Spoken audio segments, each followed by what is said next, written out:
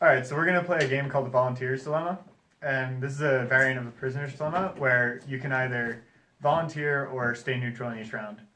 So if no one volunteers, then everyone has to take the worst punishment, and if one or more people volunteer, then the volunteers have to take a punishment that's not as bad, but the rest of the people get to free ride and don't have to do anything.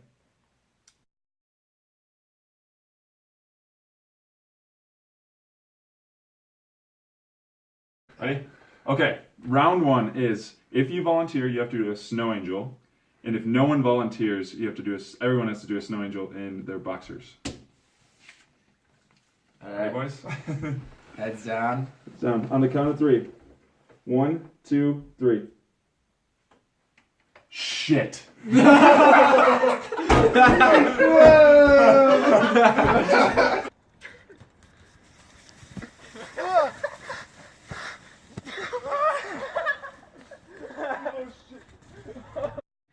All right, round two is if you volunteer, you have to take a bite out of an onion. And if nobody volunteers, everyone has to take a nasty shot.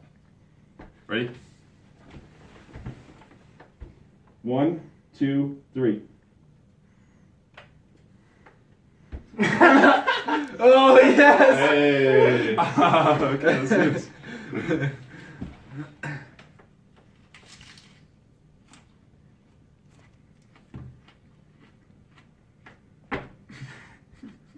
Alright, what's the next round?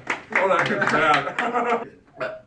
Okay, so for round three, the volunteers have to drink a shot of hot sauce, and because the nasty shot did not happen, that is going to be if we don't volunteer again. So, ready? 3, 2, 1. Nice. Ready when you are. Good luck. Yeah.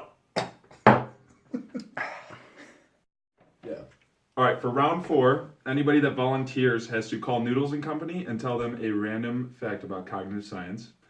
And if we if we all don't volunteer, we all have to send Michael Eisenberg a romantic e-card by email.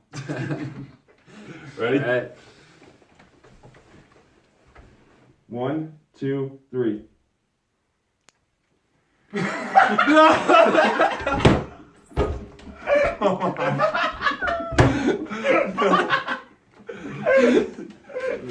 Oh, this is bad. Let's pick them out. It says Happy Valentine's Day, I love you, and it's to Michael Eisenberg at colorado.edu.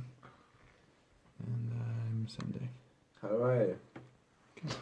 All right, my e-card has two people walking in the rain and says I enjoy our time together. And this is going to Mike Eisenberg. Has been sent. Mine says no one makes me less unhappy than you. Go. Okay, here's my email to Michael Eisenberg. It says, "Love is when you look somebody in the eyes and see everything you've dreamed of." Sorry, Michael. The last and final round is volunteers have to wear a wig to class. And if nobody volunteers, everybody has to Sharpie unibrows onto their face and go to the final. Ready?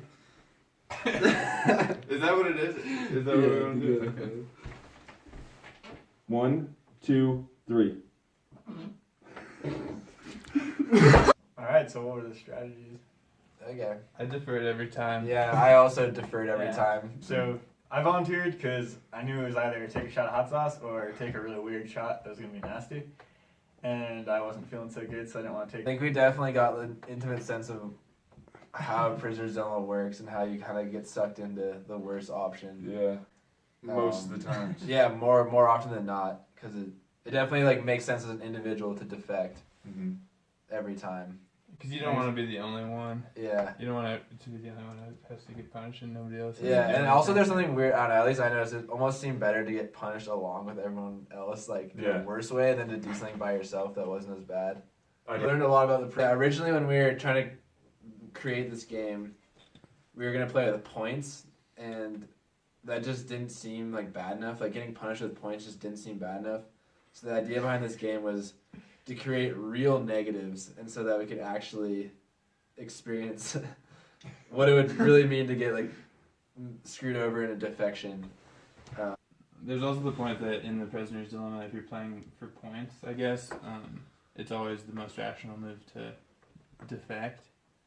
But it seemed like in this game, sometimes it would have been more rational to cooperate. It's game 3. We all got screwed.